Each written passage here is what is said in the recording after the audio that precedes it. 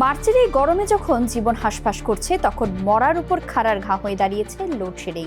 আর এই লোডশেডিং রাজধানী ঢাকার চেয়েও বেশি হচ্ছে গ্রামে।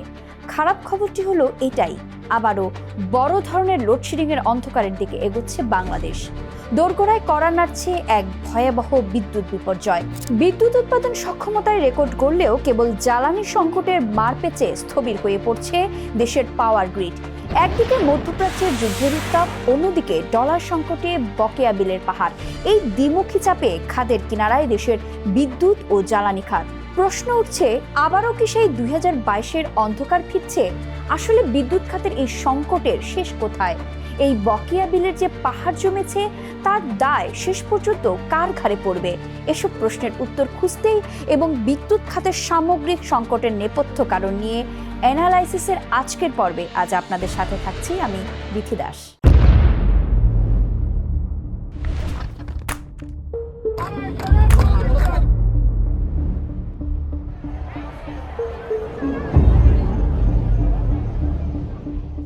ইরান, ইসরায়েল তথা মধ্যপ্রাচ্যের চলমান অস্থিরতার সরাসরি প্রভাব পড়তে শুরু করেছে বাংলাদেশের বিদ্যুৎ ও জ্বালানি খাতে।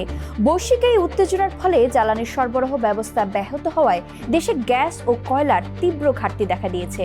যদিও সরকারের পক্ষ থেকে পরিস্থিতি স্বাভাবিক রাখার আশ্বাস দেওয়া হচ্ছে, তবে বাস্তবে চিত্রটি ভিন্ন।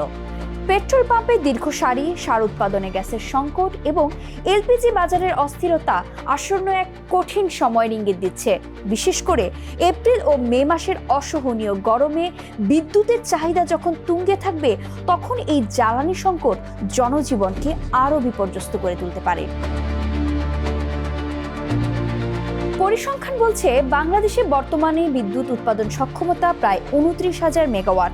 কিন্তু সক্ষমতা থাকলেও জ্বালানির অভাবে পূর্ণ উৎপাদনে যাওয়া সম্ভব হচ্ছে না।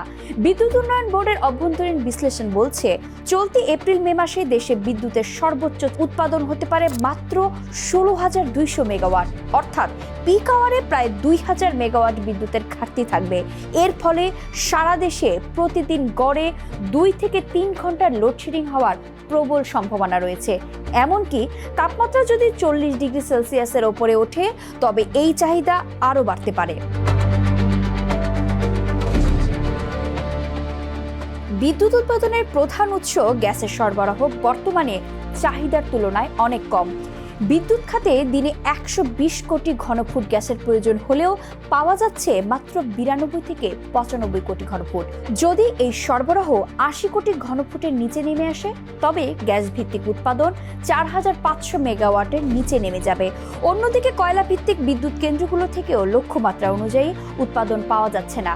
ভারতের আদানি বিদ্যুৎ কেন্দ্রের একটি ইউনিট কারিগরি ত্রুটির কারণে বন্ধ থাকায় সরবরাহ বর্তমানে 760 মেগাওয়াটে নেমে এসেছে, যেখানে প্রত্যাশা ছিল 1,436 মেগাওয়াট।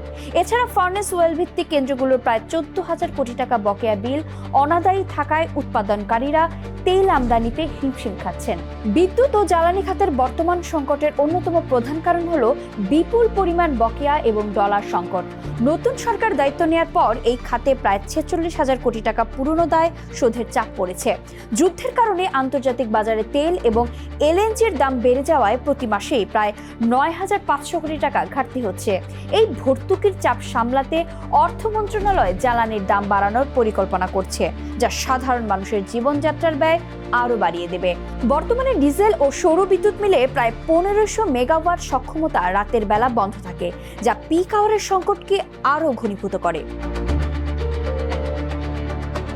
পরিস্থিতি সামাল দিতে সরকার বেশ কিছু জরুরি পদক্ষেপ নেওয়ার কথা ভাবছে। বিদ্যুৎ মন্ত্রী ইকবাল হাসান মাহমুদ টুকু জানিয়েছেন, আপাতত সন্ধ্যা 6টার মধ্যে দোকানপাট এবং বিপণী বিতান বন্ধ রাখার নির্দেশনা বহাল থাকবে। এছাড়া সরকারি গাড়িতে জ্বালানি বরাদ্দ 70% কমানো হয়েছে এবং এসি ব্যবহারের ওপর নিয়ন্ত্রণ আরোপ করা হচ্ছে। তবে ব্যবসায়ীরা এই সিদ্ধান্তের প্রতিবাদ জানিয়ে রাত 8টা পর্যন্ত দোকান খোলা রাখার দাবি তুলছেন। তারা বিকল্প হিসেবে জোর বিজোড় পদ্ধতিতে গাড়ি চালানো এবং অবৈধ বিদ্যুৎ সংযোগ বিচ্ছিন্ন করার প্রস্তাব দিয়েছেন। সামনের দিনগুলোতে পরিস্থিতি নিয়ন্ত্রণ রাখতে প্রধানমন্ত্রী জনগণের সহযোগিতা চেয়েছেন এবং উচ্চ পর্যায়ে ধারাবাহিক বৈঠক চলছে। বাংলাদেশের বিদ্যুৎ খাতের এই সংকট কেবল একটি সাময়িক লোডশেডিং এর বিষয় নয়, বরং এটি দীর্ঘমেয়াদী অর্থনৈতিক এবং ভূ-রাজনৈতিক ঝুঁকিরই প্রতিফলন। উৎপাদন সক্ষমতা থাকার পরও জ্বালানির অভাবে অন্ধকারে ডুবে থাকা দেশীয় অর্থনীতির জন্য এক অশনি সংকেত। আসন্ন দিনগুলোতে লোডশেডিং এর মাত্রা নিয়ন্ত্রণে রাখতে হলে সরকারকে যেমন দ্রুত বকেয়া পরিশোধ ও বিকল্প জ্বালানির উৎস খুঁজতে হবে, তেমনি জনগণকে হতে হবে চরমভাবে সাশ্রয়ী। মধ্যপ্রাচ্যের যুদ্ধ পরিস্থিতি যদি আরও দীর্ঘায়িত হয়, তবে বিদ্যুৎ খাতের এই অন্ধকার দূর করা সরকারের জন্য এক বিশাল অগ্নি পরীক্ষা হয়ে দাঁড়াবে। এই চ্যালেঞ্জ মোকাবেলায় সরকার ও জনগণের সমন্বিত পদক্ষেপই হতে পারে অন্ধকারের বিপরীতে একমাত্র আলো।